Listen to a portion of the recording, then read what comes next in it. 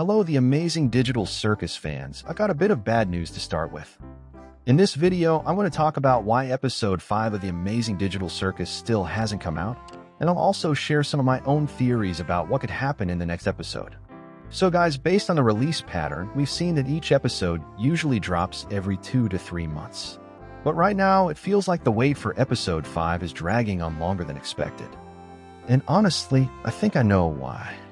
The studio behind the Amazing Digital Circus Glitch is also working on 2 other animated projects, The Gaslight District and The Night of Guinevere.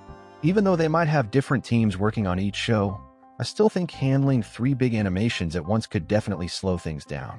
That's probably a big reason we're seeing this delay. Now let's talk theories. Here's what I think might be coming in Episode 5. One idea I've been thinking about is that the Amazing Digital Circus isn't just some weird virtual world. It could actually be a twisted kind of game show, not in the normal sense, but more like a survival game.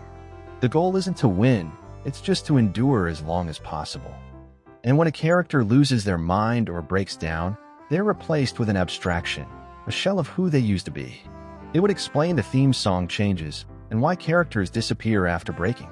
Another thing I've noticed is that even though the characters are digital, they still act like humans. They panic, they breathe, they feel pain. But maybe that's just their brain remembering how to be human. Like, the feeling of holding your breath or the fear of getting hurt might not be real anymore, but their minds are still reacting as if it is. I've also been wondering if Jax is more than just a chaotic character. He has access to pretty much everything and always seems to know what's going on.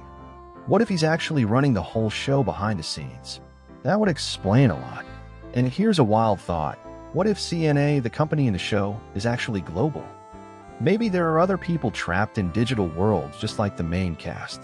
It would mean this isn't just one isolated story, but part of something way bigger.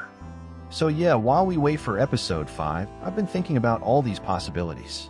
Let me know what you think, and if you've got any of your own theories, drop them in the comments.